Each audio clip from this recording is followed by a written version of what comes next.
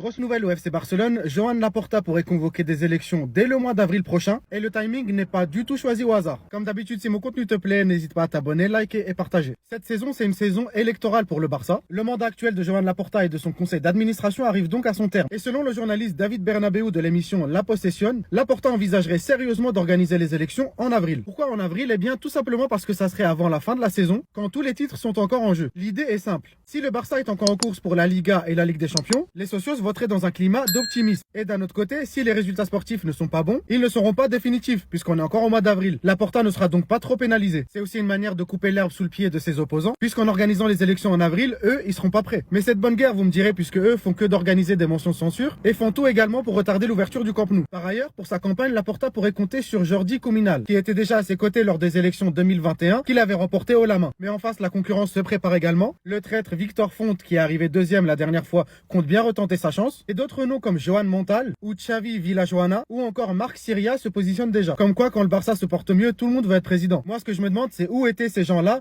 quand fallait reprendre le Barça de Bartomeu. Un peu de bonnes nouvelles après cette semaine éclatée. Lamine Yamal, Rafinha et Fermin devraient être de retour contre Gérone.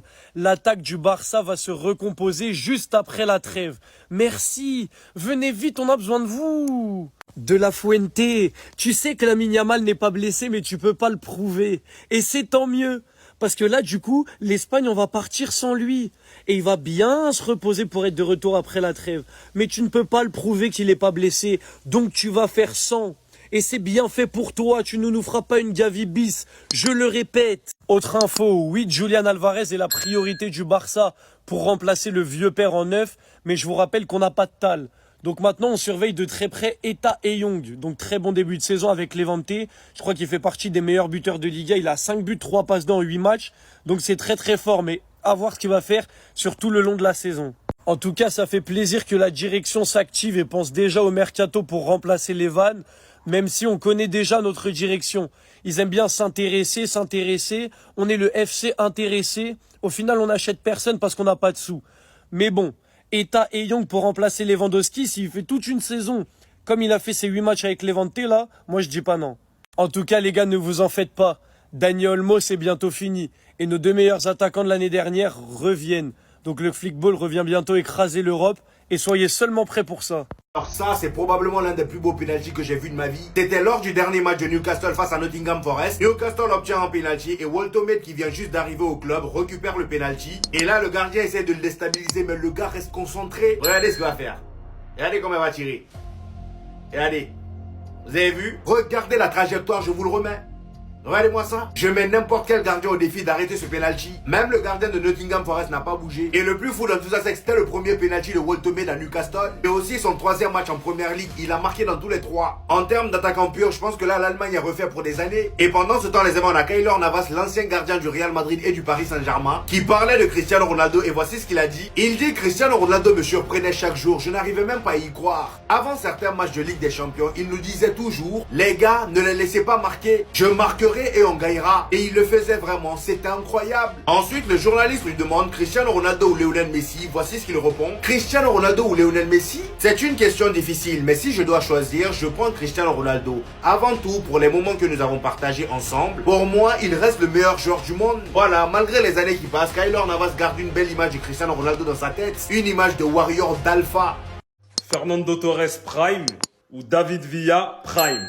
Les gars, c'est le VS du jour. Au pic de leur carrière. Alors Prime, lequel des deux vous prenez entre David Villa et Fernando Torres? Petite piqûre de rappel. El Niño Torres, c'était ça. C'était aussi ça.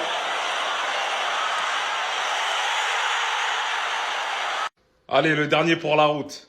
1-2 avec Steven Gerrard. Je vous laisse admirer. Incroyable. On passe à David Villa maintenant. David Villa, c'était ça.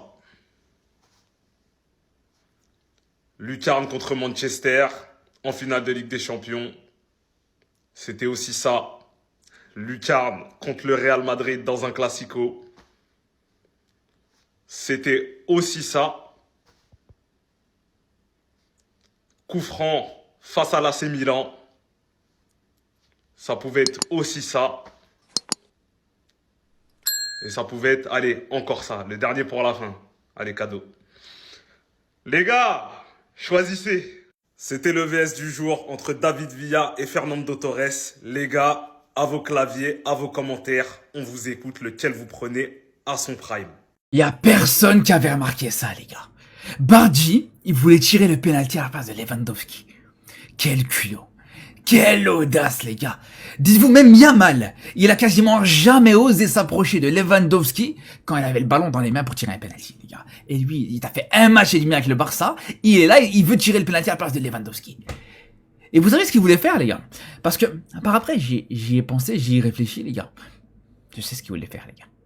Regardez, dernier rassemblement avec la Suède en U21. Regardez ce qu'il a fait. Panenka. C'est ça qu'il voulait faire, les gars. Il voulait juste aller chercher l'égalisation, donner l'égalisation au Barça avec cette Panenka. Et ça montre à quel point ce joueur a un caractère vraiment très intéressant. C'est quelque chose qu'a besoin le Barça actuellement, je vous le dis, les gars. Parce que ce Barça, on l'a vu surtout contre le PSG, on l'a vu contre Séville, c'est un Barça qui manque de caractère. C'est un Barça vraiment qui manque de hargne, d'état d'esprit, les gars. Et un Bardi, quand on voit son entrée, même en dehors de ça, même en dehors du fait qu'il voulait tirer ce penalty, l'entrée avec la personnalité qu'il t'a apportée. Moi, je vous dis, les gars, c'est un joueur qui peut être intéressant. Dites-vous, c'est le joueur qui a réussi le plus de dribbles dans le match, les gars. Avec les deux équipes confondues. Il t'a réussi 3 dribbles sur 4. Là où Rashford n'en a réussi aucun dans ce match. Vous vous rendez compte ou pas? Moi, je vous dis, j'ai hâte de le revoir. J'attends, même sur ce rassemblement, je vais même jeter un coup d'œil à ce qu'il a fait avec la Suède. Il va être convoqué. Il a été convoqué pour la première fois avec l'équipe A. Et j'ai hâte sur les prochains matchs avec le Barça. Pour moi, ça peut être intéressant, les frères.